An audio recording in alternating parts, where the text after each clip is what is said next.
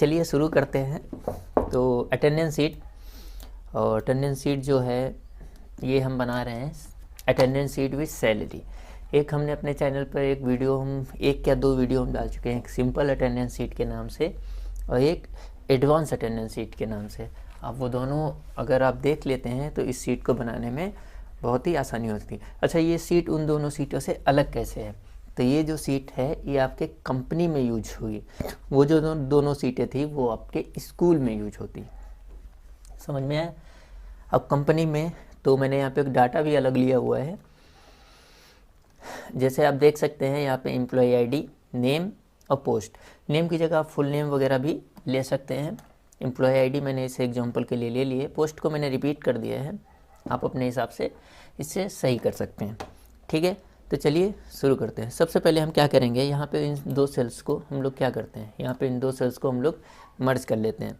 तो सबसे पहले हम क्या करेंगे, इस दोनों सेल्स को सेलेक्ट करेंगे और होम मेन्यू पे यहाँ पे हमको मर्ज इन सेंटर ऑप्शन मिल जाएगा, हम इसे सेलेक्ट कर देंगे। सेलेक्ट करने के बाद में हम यहाँ पे लिखेंगे सेलेक्ट मंथ। सेलेक्ट मंथ लिखने के बाद में हम सामने की दो सेल्स को, उसके सामने की दो सेल्स को और मर्ज कर लेंगे। यहाँ पे हमें ड्रॉप डाउन बनानी है, किस चीज़ की ड्रॉप डाउन बनानी है, तो मैं यहाँ पे थोड़ा नीचे आ जाता हूँ, जितना आपके पास डाटा हो। जैसे मेरे पास ज़्यादा डाटा नहीं है अभी। ठीक है, जब आप एक्चुअल में इस सीट को बनाएंगे, अगर मान लीजिए आप किसी ऐसे स्थान पे हैं जहाँ पे आपको इस सीट की ज़रूरत है बनाने के लिए, आप किसी कंपनी में काम कर रहे हैं एज ए अकाउंटेंट या एज ए कंप्यूटर ऑपरेटर, अगर आप काम कर रहे हैं वहाँ पर और आपको ये चीज़ बनानी है, तो वहाँ पर आपके जितने एम्प्लॉय होंगे या जितने वर्कर होंगे उस आधार पे आप बनाएंगे। अब मान लीजिए आपके कंपनी में 100 एम्प्लॉयज़ काम कर रहे हैं, तो उतना आप नीचे आ जाइए। ठीक है, तो मैं यहाँ पे 70 नंबर पे आ चुका हूँ, 70 नंबर पे आ चुका हूँ। अगर आपको और ज़्यादा चाहिए तो और आप नीचे आ सकते हैं। यहाँ पे मुझे क्या चाहिए, एक साल में 12 मंथ होते हैं, मुझे 12 मंथ की पहली तारीख चाहिए। ठीक है, यानी आप देख सकते हैं यहाँ पे जो मेरे पास दिया हुआ है, क्या दिया हुआ है मेरे पास, जो डेट दी हुई है, सॉरी, वो किस हिसाब से दी हुई है, इसमें मंथ पहले लिखा हुआ है, डे बाद में लिखा हुआ है, फिर ईयर बाद में, उस सबसे बाद में ये लिखा हुआ है। तो आप अपने देख लीजिएगा, हो सकता है आपके में डे पहले लिखा हो, तो आप उस आधार पे लिखिएगा। ठीक है, तो यहाँ पे लिखता हूँ पहला मंथ, पहली तारीख 2023, मैं 23 का बना रहा हूँ। फिर मैं लिखूँगा दूसरा मंथ, सिर्फ मंथ चेंज होगा, तारीख पहली रहेगी, क्योंकि ये पहली तारीख में बहुत इंपॉर्टेंट है, इसलिए मैं डाल रहा हूँ। आगे चल के ये कई बार हमारे काम में आएगी, अभी आप देखेंगे। ठीक है, तो सिर्फ मंथ चेंज करिएगा, बाकी सब कुछ वैसे लिख लीजिएगा। मैंने 3 डेट्स लिख ली और इन तीनों को सिलेक्ट करके मैं ड्रैग कर सकता हूँ। अच्छा, ड्रैग में 2 डेट लिख के भी कर सकता हूँ, बट क्या होता है कि कभी कभी इन 2 डेट्स को ड्रैग करने में कभी कभी प्रॉब्लम हो जाती है, कभी कभी एक साथ समझ नहीं पाता। अच्छा, देख सकते हैं यहाँ पे थोड़ा सा एरर आ रहा है, हैज। ये जो एरर आ रहा है इसलिए आ रहा है क्योंकि ये सेल थोड़ा पतली है, आप इनको थोड़ा चौड़ा कर देंगे, ये सही हो जाएगा। ठीक है, अब मैं ऊपर आता हूँ जहाँ पे मैंने सेलेक्ट मंथ लिखा हुआ था, इसके आगे मैं इसमें ड्रॉप डाउन बना लूँगा। तो मैं डाटा मेनू पर आऊँगा और यहाँ पर डाटा वैलिडेशन पर आऊँगा और यहाँ पे एनी वैल्यू, इसके नीचे मैं इसमें लिस्ट सेलेक्ट करूँगा, इस पर क्लिक करके, और सोर्स में मैं यहाँ पर क्लिक करूँगा और इसमें मैं उस लिस्ट को सेलेक्ट करूँगा जो ये हमने अभी बनाई है। ठीक है, अच्छा आप ध्यान रखिएगा, ड्रॉप डाउन आप, मैंने भी कई बार बताई हुई है, मेरी पिछली सीटों में ड्रॉप डाउन मैंने कई बार बताई है। अगर आपको ड्रॉप डाउन में कोई डाउट है तो आप मुझे कमेंट में बताइए, मैं उसका नेक्स्ट वीडियो में आपको एक पूरी ड्रॉप डाउन से रिलेटेड मैं अलग से ही एक सीट बना के बता दूंगा। ठीक है, वैसे ड्रॉप डाउन बहुत ही सिंपल सा टॉपिक है। खैर, यहाँ पर जो डेट आई है हमारी, देख लीजिए, सीरियल नंबर के फॉर्मेट में आई है। सीरियल नंबर मतलब कंप्यूटर के अंदर जो डेट होती है वो हमेशा सीरियल नंबर के फॉर्मेट में आती है, जब तक उसे डेट फॉर्मेट में बदला ना जाए। ठीक है, हम यहाँ पे देख सकते हैं अभी जर्नल लगा हुआ है, यहाँ से हम डेट फॉर्मेट में उसे बदल सकते हैं, लेकिन मुझे डेट फॉर्मेट में नहीं बदलना है। मुझे क्या करना है, यहाँ पे ये क्या मांग रहा है, यहाँ पे मांग रहा है सेलेक्ट मंथ, तो मुझे मंथ चाहिए, तो मतलब मुझे इस जो डेट आ रही है इसको मंथ में बदलना है। इसके लिए मैं क्या करूँगा, कीबोर्ड से Ctrl+1 दबाऊँगा, 1 मतलब 1 नंबर। ठीक है, उसको दबाने के बाद में मैं यहाँ पे कस्टम पे आऊँगा। कस्टम पे आने के बाद में यहाँ पे टाइप देख रहे हैं, इसके नीचे जो भी लिखा हुआ हो मिटा सकते हैं। जो भी मैं इसलिए बोल रहा हूँ कि कई बार अगर आप उसे डेट में बदल देंगे तो यहाँ पे कुछ और लिख के आएगा। ठीक है, जो भी लिख के आएगा आप देख लीजिएगा क्या लिख के आ रहा है। बस यहाँ पे आपको 4 बार M टाइप करना है। ये 4 बार M या 4 बार D या 3 बार D या 2 बार M, ये क्यों टाइप करना होता है, इससे रिलेटेड मैं जल्दी से जल्दी एक सीट लेके आने वाला हूँ जिसमें आपको पूरी डिटेल में इसकी जानकारी दूंगा। अगर आपको और जल्दी चाहिए तो आप मुझे कमेंट करके ज़रूर बताइए, मैं इसका एक अलग से सीट बना दूंगा। यहाँ पर होने के बाद में मैं थोड़ा आगे आता हूँ, यहाँ पे मैं 2 सेल्स को और मर्ज कर लेता हूँ। मैं यहाँ पे लिखता हूँ स्टार्ट डेट ऑफ मंथ। मैं ये लिख रहा हूँ कि मुझे ये जानना है कि मंथ की स्टार्ट डेट क्या है। मुझे क्या एक्चुअली सीट को जानना है, ठीक है, सीट में काम आएगा, ठीक है, इसीलिए मैंने लिखा है स्टार्ट डेट ऑफ मंथ। मैं इन दोनों को सेल, इसके आगे मैं 2 सेल्स को और मर्ज कर लेता हूँ और यहाँ पे मैं कैसे निकालूंगा। तो देखिए यहाँ पे जो जनवरी लिखा हुआ है, इसके पीछे मैंने अभी बताया था ना आपसे कि जब हम 12 महीने की डेट लिख रहे थे तो वहाँ पे मैंने डे भी लिया था।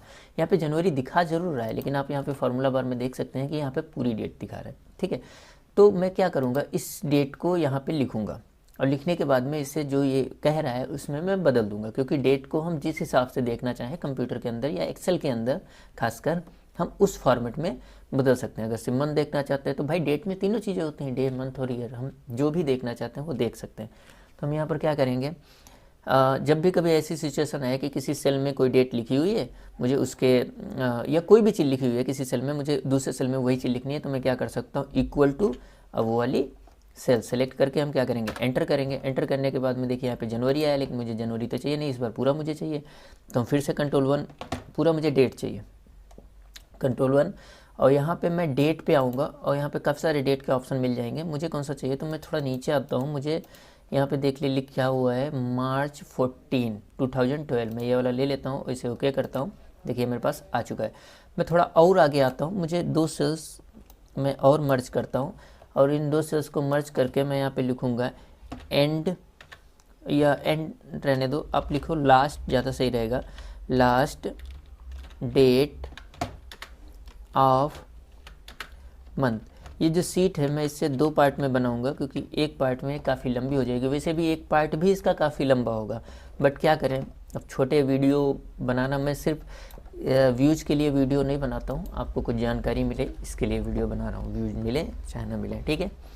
तो मैं यहाँ पे आता हूँ, लास्ट डेट ऑफ मंथ, यहाँ पर हाँ मैं क्या करूँगा, ये इसके जैसे मुझे काम करना है, लेकिन यहाँ पे थोड़ा सा अलग होगा। यहाँ पे मुझे एक फार्मूला एक्सेल में एक किसी भी मंथ का आखिरी डे या डेट देखने के लिए हमको एक फार्मूला अलग से दिया गया है। इस फार्मूले का नाम है एंड ऑफ मंथ फंक्शन, इसको हम यूज करेंगे। हालांकि जो फार्मूले के रूप में हम उसे यूज करते हैं तो एंड ऑफ मंथ पूरा नहीं लिखते हैं, EO मंथ लिखते हैं, समझ में आया। ये एक्सेल ने खुद ही उसको शॉर्ट कर दिया है, क्या लिखना पड़ता है, तो इज इक्वल टू EOM लिख के आप टैब दबा दीजिएगा, पूरा फार्मूला आपके सामने आ जाएगा। अब मैं यहाँ पे 2 चीज़ें मांगता है, स्टार्ट डेट और मंथ, ठीक है। तो स्टार्ट डेट मैंने ये सेलेक्ट कर दिया, अब मंथ कॉमा मंथ लिखना है, तो मंथ की जगह देखिए मैं 0 टाइप कर रहा हूँ। क्यों कर रहा हूँ, क्योंकि देखिए जब कभी मान लीजिए किसी सेल में सिर्फ 18 लिखा हुआ है मान लीजिए, ठीक है, तो मैं सेलेक्ट करूँगा तो ये पूछेगा ना कि भाई 18 लिखा है, किस मंथ का 18 है, जनवरी का है, फरवरी का है, मार्च का है, अप्रैल का है, मई का है ना। तो मैंने तो इससे पूरी बात बता दी, लेकिन फार्मूला एक्सेल क्या कहता है, देखिए आपको बैलेंस बना के रखना होगा। भले मैंने एक बार में दे दिया, लेकिन इसे 0 लगाना पड़ेगा, ठीक है। हालांकि मैं एंड ऑफ मंथ फंक्शन में आगे कभी आपको नेक्स्ट वीडियो में कभी पूरा डिटेल में समझा दूंगा। छोटा सा फंक्शन है, 2 मिनट का फंक्शन है, आप समझ जाइएगा। फिलहाल के लिए आप इतना समझिए कि एंड ऑफ मंथ फंक्शन लगाएंगे, ब्रैकेट ओपन करेंगे, इस सेल को सिलेक्ट करेंगे, कॉमा लगा के 0 लिख देंगे, ब्रैकेट क्लोज और एंटर, ठीक है। इसके बाद में आपके सामने ये डेट सीरियल नंबर के फॉर्मेट में आ जाएगी। फिर मैं क्या करूँगा, इस डेट को सेलेक्ट करूँगा, सेलेक्ट करने के बाद में मैं यहाँ पे ब्रश मिलेगा होम मेन्यू पे, इसे फॉर्मेट पेंटर ऑप्शन बोलते हैं, इसे आप क्लिक करिए और इसको आप वापस से क्लिक कर दीजिए। देखिए डेट हमारी उस फॉर्मेट में आ चुकी है, ओके, चलिए ठीक है। अब हम क्या करेंगे, अब यहाँ पे मैं जो लिखा हुआ है पोस्ट, इसके सामने आऊँगा, यहाँ पे मुझे महीने की पहली तारीख चाहिए, तो वो कैसे हम लाएंगे, इसके लिए हम क्या करेंगे, अभी यहाँ पे भी तो मुझे पहली तारीख चाहिए थी, तो हमने क्या किया था वही काम यहाँ पे करेंगे। तो क्या करेंगे, इज इक्वल टू ये और एंटर, और फिर जनवरी लिख के आया, फिर से हम इसे बदलेंगे, तो कंट्रोल 1, और इस बार डेट में जाएंगे तो हम लेंगे, इस बार मैं ये ले रहा हूँ वरना सेल काफ़ी चौड़े हो जाएंगे, 14 मार्च, क्योंकि ईयर तो हमें पता है, ईयर 2013 का यहाँ पे लिखा हुआ है, 2023 का मैं बना रहा हूँ, यहाँ पे लिखा हुआ है। अब इसे अगर मैं डायरेक्ट ड्रैग करूँगा तो आएगा नहीं, देखिए है नहीं आया, 0 जनवरी लिख के आ गया, ऐसा कोई डेट होता नहीं होता है। तो इसके लिए मुझे क्या करना पड़ेगा, इसके आगे मुझे 1 जनवरी के आगे मुझे एक छोटा सा और काम करना होगा, तो मैं करूँगा इक्वल टू ये डेट +1, कि इसको बता दो कि मुझे इसके आगे की एक डेट चाहिए, ठीक है। अब इसको सिर्फ 2 जनवरी को सिलेक्ट करके आप ड्रैग कर सकते हैं, 31 जनवरी तक आप ड्रैग कर दीजिए।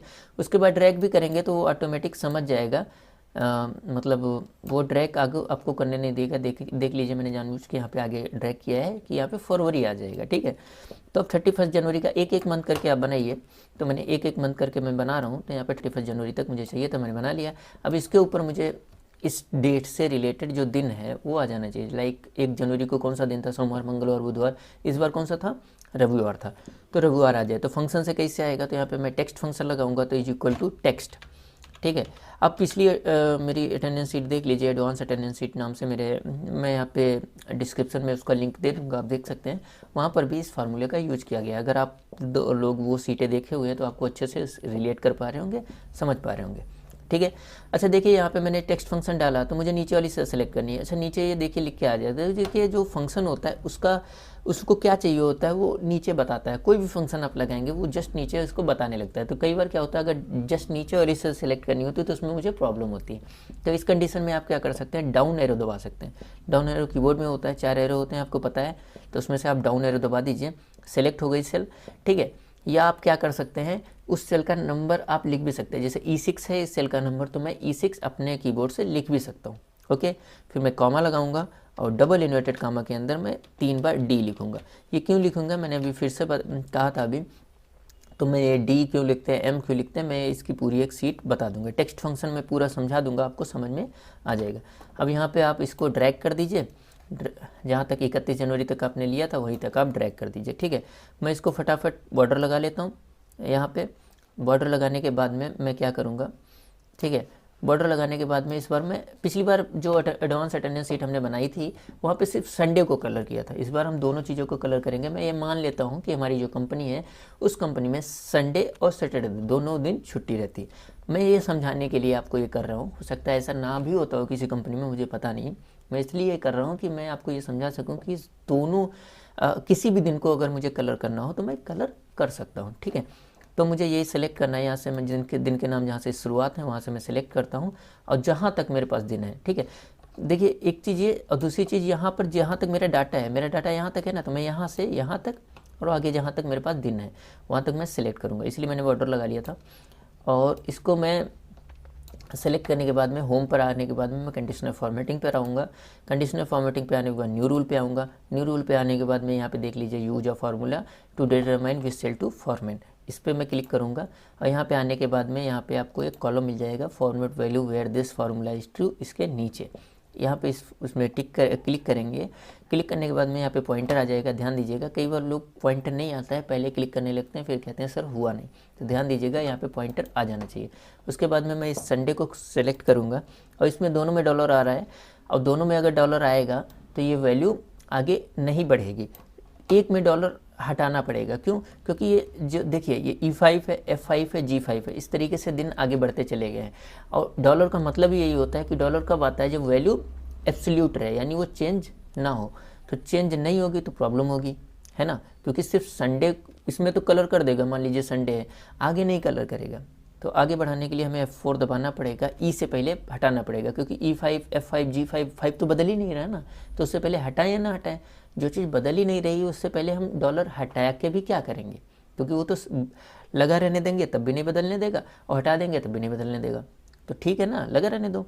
तो F4 दबा देते हैं और E से पहले हटा देते हैं। F4 आप उतनी बार दबाइएगा, F4 कीबोर्ड से आप F4 बटन दबा सकते हैं, फंक्शन बटन में मिल जाएगा। F1 से F12 तक फंक्शन बटन होती है ना, उसमें आपको F4 बटन मिल जाएगी। उसमें आपको E से पहले हटाना होगा, या ये कह सकते हैं कि आपको कॉलम से पहले डॉलर हटाना होगा। उसके बाद equal to double inverted comma Sunday, ये CUN शॉर्ट में लिखते हैं क्योंकि हमने वहाँ पूरा नाम नहीं लिया हुआ है। अगर आप पूरा नाम लेते हैं तो आप पूरा नाम लिखिएगा यहाँ पे। उसके बाद मैं फॉर्मेट पे आता हूँ। फ़ॉन्ट में आने के बाद यहाँ पे फॉर्मेट में आने के बाद यहाँ पे फ़ॉन्ट पे जाता हूँ। फ़ॉन्ट में आने के बाद यहाँ पे देखिए कलर का ऑप्शन मिल रहा है, तो यहाँ पे मैं वाइट कलर ले रहा हूँ। आप कोई भी कलर ले सकते हैं। फिल में मैं रेड कलर ले रहा हूँ। देखिए कोई डार्क कलर फिल में लीजिएगा तभी आप वाइट कलर फ़ॉन्ट में लीजिएगा, वरना आप कोई और कलर चूज कर सकते हैं। ओके करते हैं, फिर से ओके करते हैं एक बार, तो देखिए संडे कलर हो चुका है। अब मैं फिर यही काम सेम काम करूँगा। तो देखिए सेलेक्ट तो मेरा पहले से, आप दोबारा सेलेक्ट कर सकते हैं अगर आपसे गलती से डिसेलेक्ट हो जाए तो। उतना ही सेलेक्ट करना है जितना आपको संडे से कलर करते वक्त करना था। काम लगभग सेम ही करना, छोटा सा चेंज है। आप देखिए conditional formatting, new rule, use a formula, और यहाँ पे आने के बाद मैं क्या करूँगा, is equal to is equal to रहने दीजिए लगाने को, क्योंकि जब हम सेलेक्ट करेंगे तो पहले अपने आप लग जाता है ना। तो इसमें फिर वही चीज़ है, ई से पहले डॉलर हटाएंगे और फिर से बराबर ये वाला तो हमें लगाना पड़ेगा।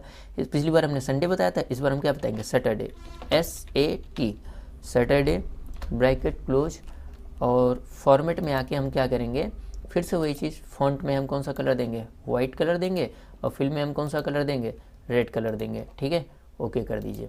ठीक है, फिर से एक बार ओके कर दीजिए, तो आपकी सीट बनके तैयार है। इसका नेक्स्ट पार्ट जो है मैं जल्दी ही लेके आऊँगा। ठीक है, और आप लोग बताइएगा कमेंट में कि ये पार्ट आपको कैसा लगा। ठीक है, और भी इससे रिलेटेड और भी वीडियो देखने के लिए आप हमारे चैनल को सब्सक्राइब कर सकते हैं अगर अच्छा लगे तो। और वीडियो थोड़ा लंबी हो गई है, हालांकि मैंने थोड़ा तेज़ बोलने की कोशिश की है। अगर कहीं पे कोई वर्ड समझ में ना आए तो प्लीज़ मुझे कमेंट करके बताइए, मैं उसको सुधारने की कोशिश करूँगा।